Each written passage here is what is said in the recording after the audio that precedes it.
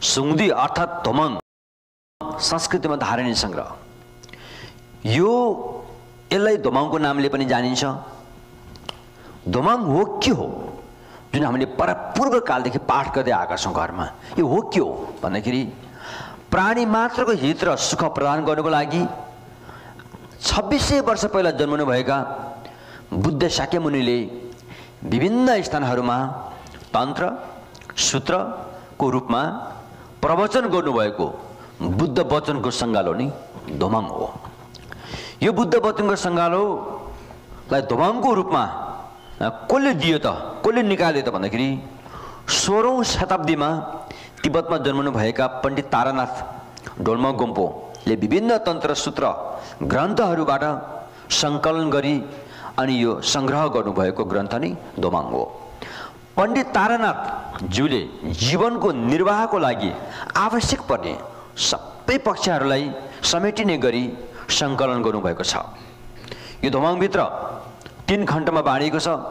तन्त्र सूत्र र अनि विविध गरी 3 खण्डमा विभाजित गरिएको यो धारणीय सङ्ग्रहको सुरुवात नाम सङ्गीति झाम्पल छन्जे नाम सङ्गीतिबाट सुरु हुन्छ र अन्तमा गएर मङ्गलसूत्र टासी चेपाहरू मङ्गलसूत्र गरेर जम्मा 117 अध्याय छ। यसमा च्याप्टर 117 च्याप्टर 117 अध्याय परिषदमा राखिएका छन्। त्यसै गरी यो धोमङभित्र अन्य पहिला यो चिनी भाषामा पनि रहेछ, अनि अहिले स्याङसुङको भाषामा पनि रहेछ, अनि मङ्गोलियन भाषामा पनि रहेछ। ती भाषाहरूबाट पनि पुनः यो सम्बोध भाषामा अनि उल्था गरिएको छ र ती मन्त्रहरू यस धोमङभित्र समावेश गरिएको छन्।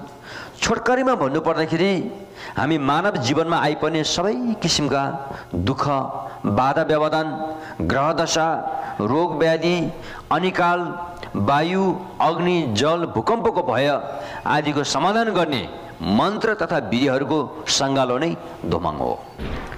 भवचक्रको दुःखबाट कसैले छुट छैन, अर्थात् अति धेरै पुण्य सञ्चय गरेका देवताहरूलाई पनि भवचक्रको दुःखबाट छुट छैन। यस ग्रन्थमा देव, मनुष्यदेखि लिएर नाग, यक्ष, गन्धर्व आदि संसारमा जन्मिएका जति पनि प्राणीहरू छन् ती सबैको हित र सुख हुने उपायहरू यसमा भगवान बुद्धले बताउनु भएको छ।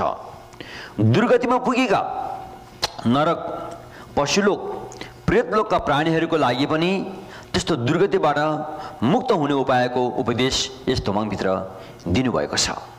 विभिन्न रोग निको पार्नको लागि विभिन्न जडीबुटीहरूको बारेमा पनि यस धोमङमा बताएको छ। भूत, प्रेत, चण्ड आदिको विकार वा दुष्ट मन्त्रलाई हटाउने उपायहरू पनि यस धोमङभित्र बताइएको छ। पाप प्रायश्चित गरी पापलाई हामीले जीवनमा कतिपय पाप गरेका हुन्छौँ, ती पाप काट्नको लागि पनि ती पाप कसरी काटिन्छ भन्ने बारेमा पनि यस धोमङभित्र बताइएको छ।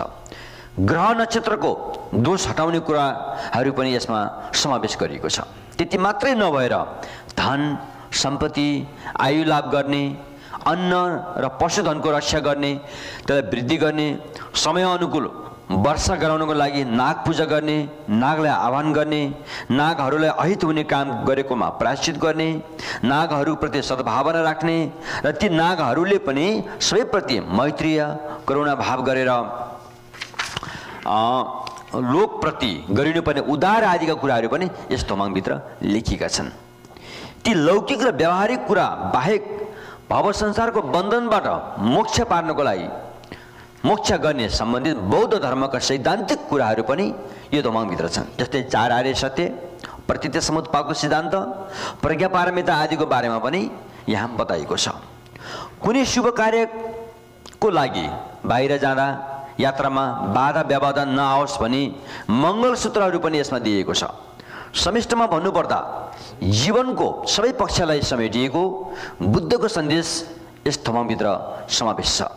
यसरी यो ग्रन्थ प्रत्येक महायानी बौद्धहरूले वर्षको कम्तीमा पनि एकपल्ट आफ्नो घर परिवारको सम्पूर्ण प्राणीको सुख शान्तिको लागि बौद्ध भिक्षुहरूबाट भिक्षु लामा गुरुहरूबाट पाठ गराउने चलन अद्यापि चलि नै रहेको छ।